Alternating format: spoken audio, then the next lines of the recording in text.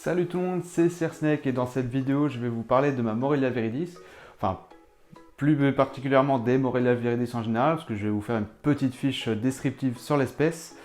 Donc c'est parti. Donc pour commencer, les Morelia viridis, quand ils sont juvéniles, ils ne sont pas verts du tout, ils naissent soit jaunes, soit rouges en fonction des localités. Donc en fonction des localités, soit ils naissent jaunes ou rouges, ou bien les deux.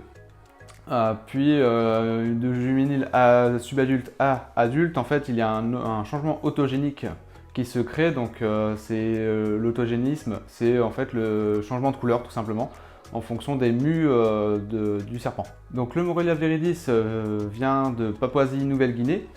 Il vit jusqu'à 1000, 1500, 2000 mètres d'altitude.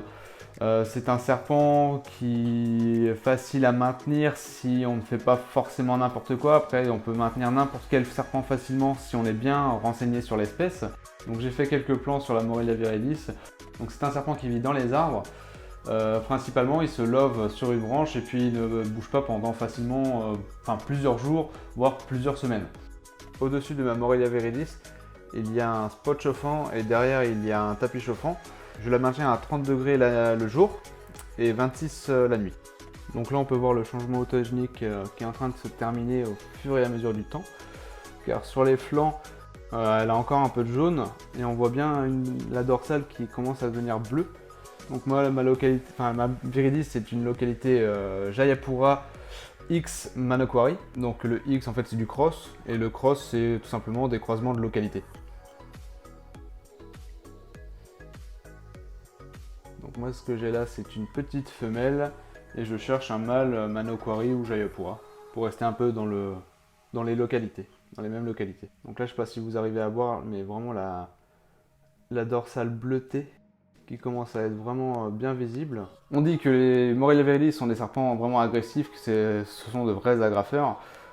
Franchement c'est pas vrai parce que moi la mienne maintenant je la manipule très bien.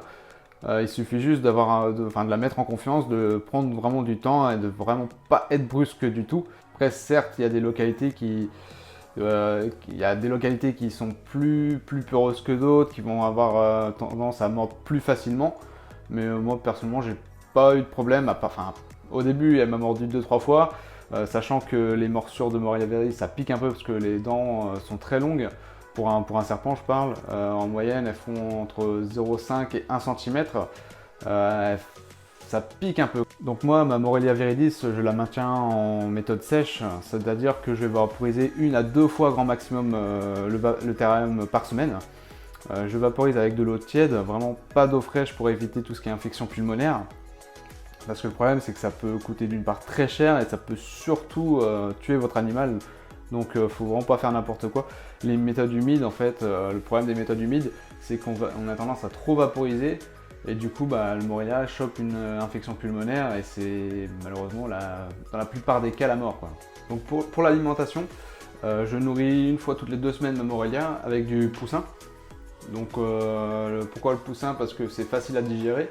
Et vu que les Morelia en fait passent clairement leur temps, tout leur temps sur une branche, ils ne font pas d'exercice, donc le problème c'est qu'au niveau de la digestion et des excréments, c'est pas terrible.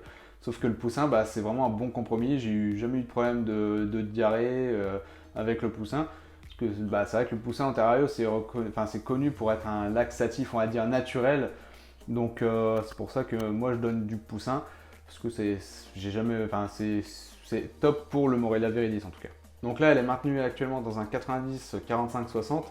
Sachant que du coup, après le confinement, elle sera dans un terrarium de 90, 60, 50 de haut et à l'avenir dans un 60, 60, 80. Chaque localité de Morelia est différente. Il y en a qui vont avoir des dorsales vraiment bleutées, magnifiques, et d'autres qui vont avoir des dorsales blanches avec des petits contrastes de bleu quand même. Il y en a qui vont garder leur jaune aussi sur les flancs. Donc pour la mienne, elle devrait aussi avoir la dorsale bleutée ainsi que quelques traits de blanc. Donc à la fin de la vidéo, je vais vous mettre une petite séquence de nourrissage pour ma femelle Morelia au poussin. Donc si vraiment vous n'aimez pas ça, je vous invite à quitter la vidéo maintenant. Car ça peut choquer certains qui ne connaissent pas ou qui ne sont pas dans le domaine de la terrariophilie. Donc merci d'avoir regardé cette vidéo, n'hésitez pas à vous abonner, à liker et à commenter même, voir si ça vous a plu. Ça m'aide énormément. Je vous dis à dimanche prochain et ciao ciao!